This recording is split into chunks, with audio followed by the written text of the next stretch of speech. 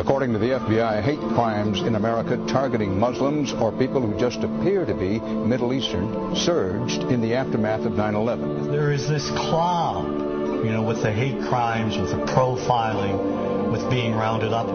Again, I think this illustrates the power of film, that in spite of the reality, in spite of the material that we know to be true, we still embrace the mythology. The mythology is still a part of our psyches. Stereotypes take a long time to wither away. And for many of us, we're comfortable with our prejudices. We don't want to change. We've grown accustomed to this face.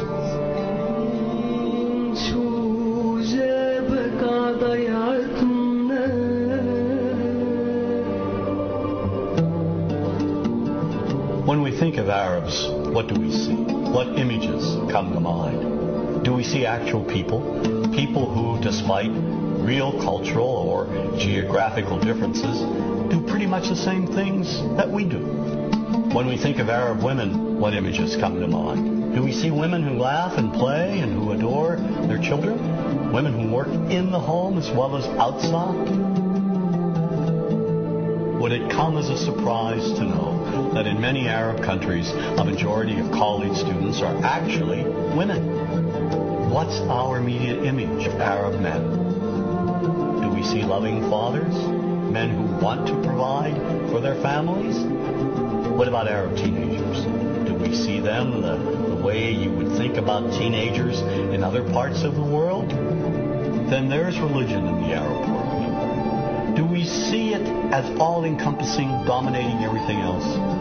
Do we know that even though faith plays a huge role in the Arab world, just as it does here in the United States, that it's also true that much of the Arab world is quite secular? When we think of Arabs and religion, does Christianity come to mind? Do we remember that there are over 20 million Christians in the region who have lived side by side in harmony with Muslims for centuries? To their credit, some filmmakers have shown Arabs and American Arabs in all their complexities. An excellent way to shatter a stereotype is through laughter, through comedy. So we have comedians. Comedians have done this historically. Black comedians, Jewish comedians. So we see Arab comedians doing this, and this is one way to release the tension. My name's on a credit card. True story. Guy behind the counter picked up my credit card, sees the Olive card, looks at me all weird. He's like, "Hey, buddy, what kind of name is that?"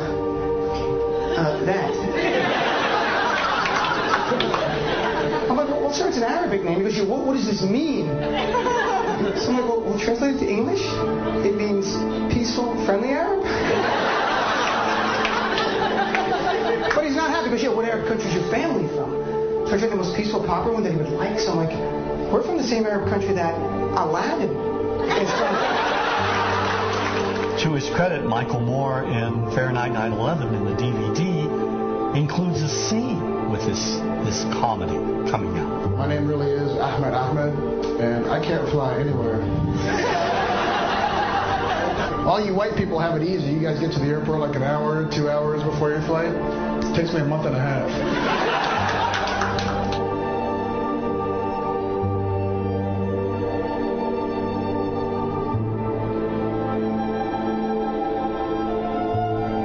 Nous vivons dans un monde qu'on peut critiquer, qui est le monde de la dérision. Vous le savez bien, et dans les médias, je dirais, le monde de la dérision, on se moque de tout. Le fait que ça se fasse me satisfait. Parce que ça veut dire que nous avons, qu'on est libre. Peu à peu... Il faut qu'on soit beaucoup plus sage que ça, qu'on rentre pas dans ces provocations.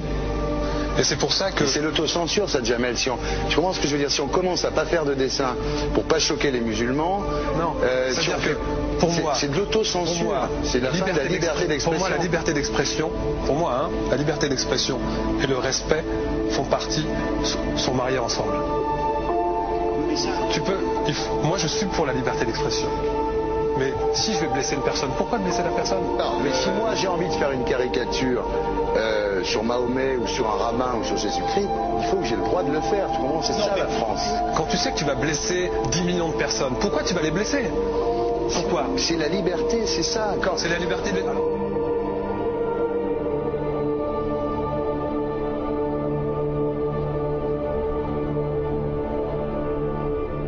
Non, mais vous ne pensez pas que c'était à vous de vous excuser, non? En disant le sketch n'était pas très drôle, je suis désolé si j'ai blessé des gens, voilà, excusez-moi, voilà, c'est une connerie. C'est mon travail. Mais vous ne referiez pas le même sketch quand même? Mais le spectacle que je fais reprend en grande partie les lignes de ce sketch. Mais il y a un truc que je ne comprends pas sur cette affaire, c'est qu'à aucun moment vous avez senti le besoin de vous excuser et que vous en avez rajouté. C'est tellement surprenant, c'est tellement inadmissible que j'en suis choqué. Voilà. Dans un pays où on peut parler, on peut s'exprimer. Et là, pourquoi tout d'un coup, sur un sujet, on ne pourrait pas s'exprimer sur vous savez bien pourquoi on ne peut pas s'exprimer. Pourquoi?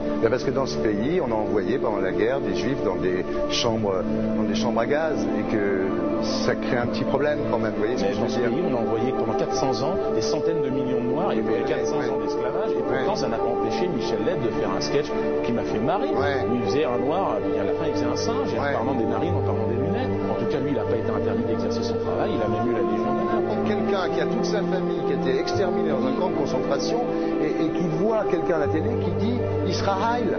Vous vous rendez compte? Je ne sais pas. Il y a des moments où même si on connaît les gens, même si on les a invités, on leur... Et c'est pour ça que... C'est l'autocensure, ça, Jamel. Je comprends ce que je veux dire. Si on commence à pas faire de dessin pour pas choquer les musulmans... Non, pour moi... C'est de l'autocensure. C'est la fin de la liberté d'expression. Pour moi, la liberté... Et là, pourquoi tout d'un coup, sur un sujet, on ne pourrait pas s'exprimer sur ce sujet? Vous savez bien pourquoi on ne peut pas s'exprimer. Parce que dans ce pays, on a envoyé pendant la guerre des juifs dans des chambres à gaz et que... Deux poids, deux mesures. La liberté pour tout le monde. C'est-à-dire? La liberté pour tout le monde. Il y a une personne comme Dieudonné qui a fait un rabbin, enfin qui a fait un colon juif, etc. Tous ces DVD ne sont plus dans les pactes. On l'empêche médiatiquement, on ne le voit plus.